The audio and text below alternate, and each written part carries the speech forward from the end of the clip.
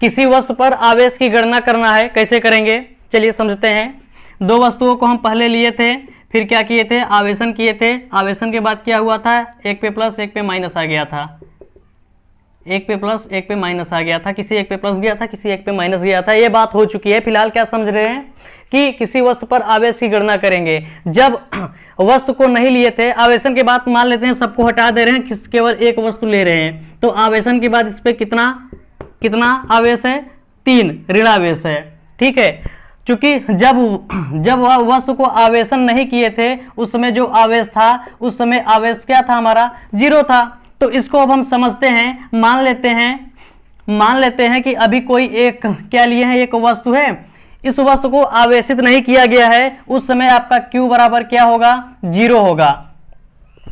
अब जब इसको किसी के साथ रगड़ दिए हैं, रगड़ने के बाद मान लेते हैं इस पे एक इलेक्ट्रॉन आ गया है, मान लेते हैं एक इलेक्ट्रॉन इसमें आ गया है, तब क्या कहेंगे, तब कहेंगे क्या कहेंगे, इसमें क्या है, एक इलेक्ट्रॉन का आवेश है।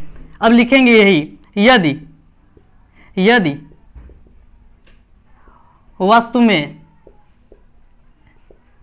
एक इलेक्ट्रॉन है तो तब क्या होगा, Q बराबर एक इलेक्ट्रॉन कहेंगे। Q क्या है, आवेश है। एक, जब एक इलेक्ट्रॉन है तो एक है, यही लिखने जा रहे हैं। यदि वस्तु में एक की जगह 2 इलेक्ट्रॉन है तो Q बराबर 2 इलेक्ट्रॉन हो जाएगा। मान लेते हैं 2 इलेक्ट्रॉन हो गया, आवेशन करने के बाद इस पे 2 इलेक्ट्रॉन आ गया। इसी तरह से यदि वस्तु में 3 इलेक्ट्रॉन है तो Q बराबर क्या होगा, 3e होगा। मान लेते हैं आवेशन करने के बाद इसमें कितना n इलेक्ट्रॉन आ गए हैं, कितना n इलेक्ट्रॉन आए हैं, तब क्या, तब यदि वस्तु में n इलेक्ट्रॉन हो तो Q बराबर Ne। ये आपका सूत्र निकल के आ गया कि किसी भी वस्तु में हम आवेश की गणना इस तरीके से कर लेंगे, यानी Q बराबर n इंटू ए। ये आपका क्या है, ये आपका सूत्र है। क्या समझेंगे, सूत्र क्या निकल के आया है, Q बराबर या नहीं। इसको आप लोग लिख लिए हैं, चलिए अच्छा इसको मिटाते हैं हम।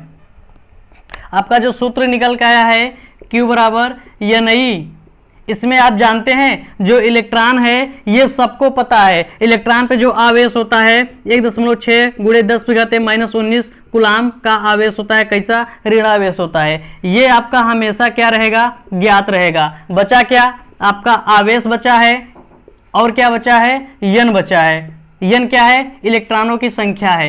क्या है, उसमें कितने इलेक्ट्रॉन है उसकी संख्या है, इलेक्ट्रॉन की संख्या है।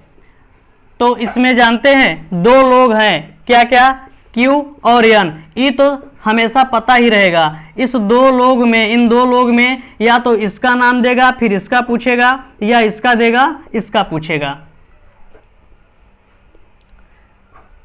आवेश की गणना में Q बराबर है नहीं सूत्र पे एक सवाल लगाएंगे। एक कूलाम आवेश में इलेक्ट्रॉनों की संख्या ज्ञात करिए। चलिए, कह रहा है कि आवेशित करने के बाद इस पे जो कूलाम है, जो आवेशित करने के बाद इसमें जो आवेश है Q का मान 1 कूलाम आया है, तो पूछ रहा है n क्या होगा, यानी Q का मान है 1 कूलाम और आवेश का मान, इलेक्ट्रॉनों की संख्या n का मान पूछ रहा है कितने इलेक्ट्रॉन होंगे। चूंकि जो इलेक्ट्रॉन पे आवेश होता है -1.6 गुणे 10⁻⁻19 कूलाम होता है, ये आप सबको पता है। अच्छा, ये इलेक्ट्रॉन होता है, इस पे ऋणावेश होता है, सबको पता है, इसको छोड़ देते हैं, लेकिन जहां जरूरत पड़ेगी ऋणावेश लगा लेंगे। अभी जानते हैं इलेक्ट्रॉन पे जो होता है ऋणावेश होता है, तो यहां से Q बराबर Ne होगा। Q का मान 1 है, n का मान पता नहीं, n निकालना है, लेकिन इलेक्ट्रॉन का मान पता है कितना, 1.6 गुणे 10⁻⁻19 कूलाम। अब यहाँ से n निकालेंगे तो n बराबर 1/1.6 गुणे 10⁻⁻19। इसको ऊपर ले जाएं तो n बराबर 10⁻+19 हो जाएगा। 19 बटे 1.6 हो जाएगा, ऐसे करके। अब इस दशमलव को हटाने के लिए क्या करेंगे, 10 से गुणा करेंगे, 10/16 हो जाएगा, गुणे 10×19 हो जाएगा। जब इसको भाग देंगे तो n बराबर हो जाएगा 0.625 गुणे 10×19।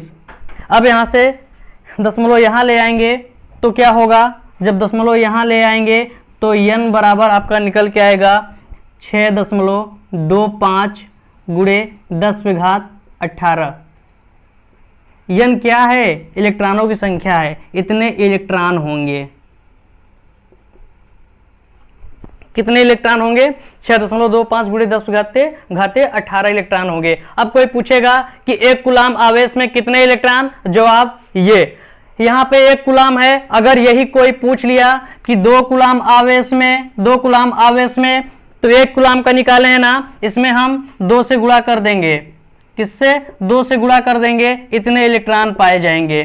कोई पूछेगा 5 कूलाम आवेश में 5 से गुणा कर देंगे, 10 कूलाम आवेश में 10 से गुणा कर देंगे। हमें 1 कूलाम आवेश में कितने इलेक्ट्रॉन होते हैं ये हमने ज्ञात कर लिया है। अब यहां से जितने का पूछेगा उतने का हम आराम